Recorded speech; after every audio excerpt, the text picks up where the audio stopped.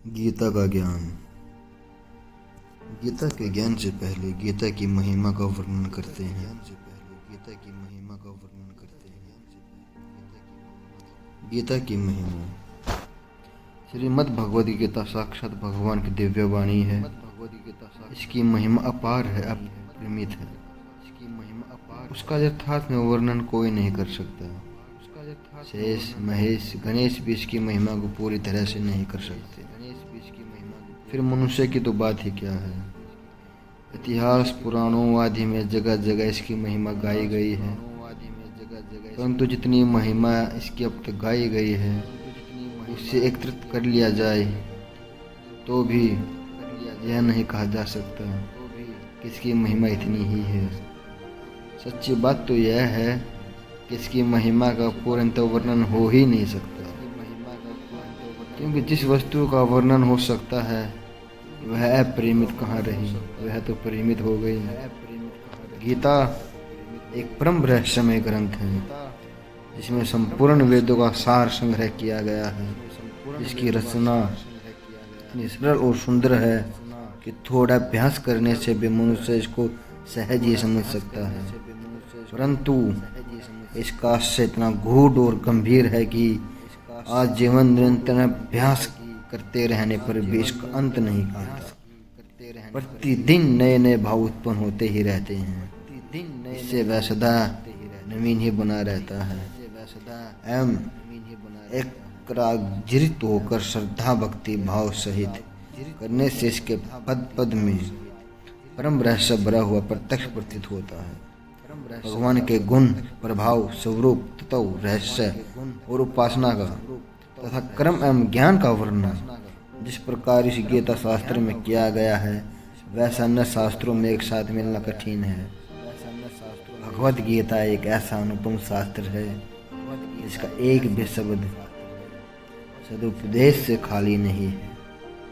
गीता में एक भी शब्द ऐसा नहीं है जो रोचक कहा जा सके। इसमें जितनी बातें कही गई हैं वे सभी अक्षरश यथार्थ हैं। सत्य स्वरूप भगवान वाणी से रोचकता की कल्पना करना उसका निराधार करना है। गीता सर्वशास्त्रमयी है। गीता में सारे शास्त्रों का सार भरा हुआ है। इसे सारे शास्त्रों का खजाना कहीं तो भी अतियुक्ति नहीं होगी। गीता का भली भांति ज्ञान हो जाने पर सब शास्त्रों का तात्विक ज्ञान अपने आप हो सकता है। उसके लिए अलग परिश्रम करने की आवश्यकता नहीं है। महाभारत में भी कहा है सर्वशास्त्रमयी गीता, परंतु इतना ही कहना पर्याप्त नहीं है। सारे शास्त्रों की उत्पत्ति वेदों से हुई। वेदों का प्रकाश जब भगवान ब्रह्म जी के मुख से हुआ और ब्रह्मा जी भगवान के नाभि कमल से उत्पन्न हुए।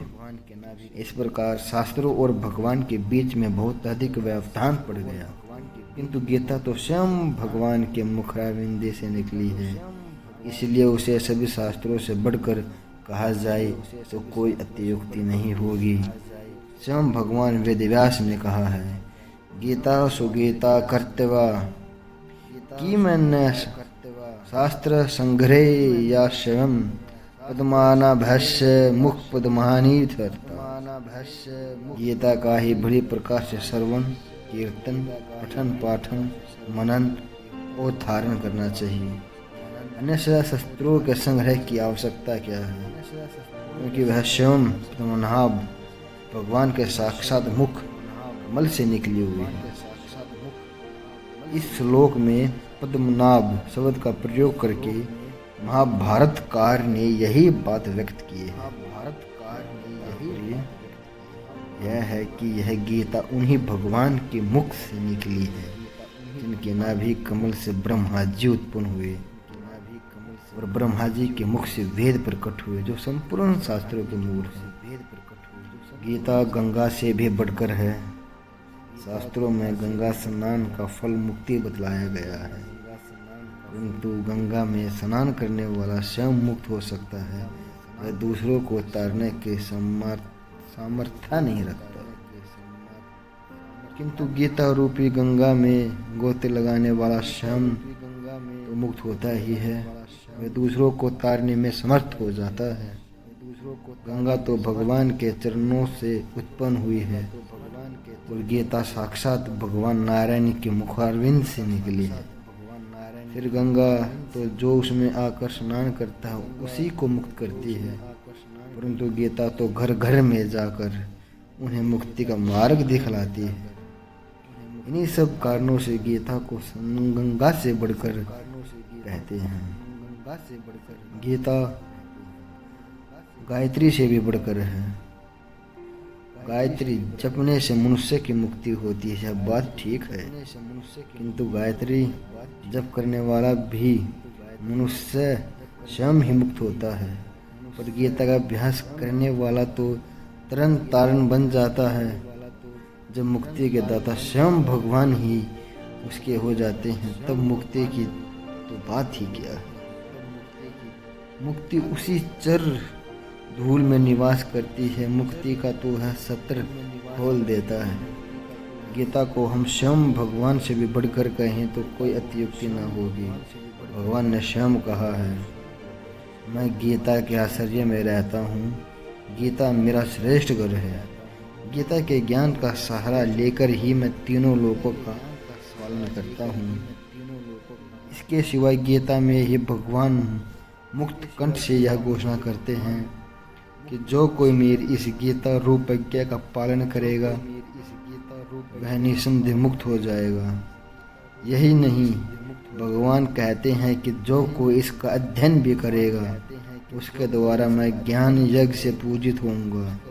तब गीता के अध्ययन मात्र का इतना महत्व है, अब तो मनुष्य उसके उपदेशों के अनुसार अपना जीवन बना लेता है और उसका रहस्य भक्तों को धारण कराता है और उनमें इसका विस्तार एवं प्रचार करता है। उसकी तो बात ही क्या।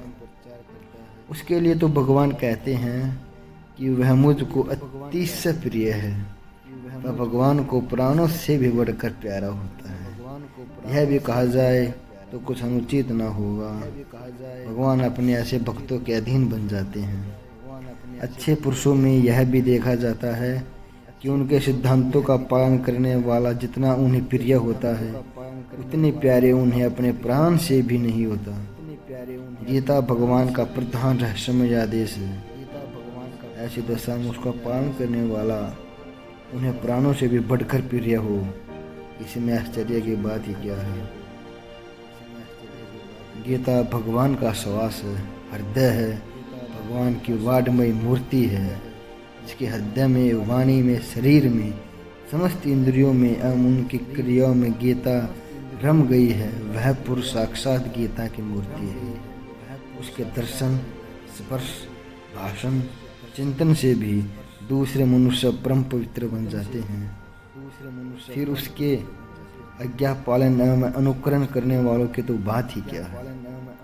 वास्तव में गीता के समान संसार में यज्ञ, दान, तप, तीर्थ, व्रत, संयम और उपवास आदि कुछ भी नहीं है।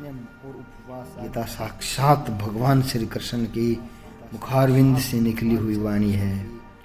उनके संकलनकर्ता श्री व्यास जी हैं। भगवान श्री कृष्ण ने अपने उपदेश का कितने ही अंश तो पदों में ही कहा था, जिसे व्यास जी ने ज्यों का त्यों रख दिया। कुछ अंश तो उन्होंने गद्य में कहा था, उसे व्यास जी ने स्वयं श्लोकबंद कर लिया। साथ ही अर्जुन, संजय और धृतराष्ट्र के वचनों को अपनी भाषा में श्लोकबंद कर लिया और इस 700 श्लोक की पूरी ग्रंथ को 18 अध्यायों में विभक्त करके महाभारत के अंदर मिला लिया, जो आज हमें इस रूप में उपलब्ध है। गीता का तात्पर्य क्या है?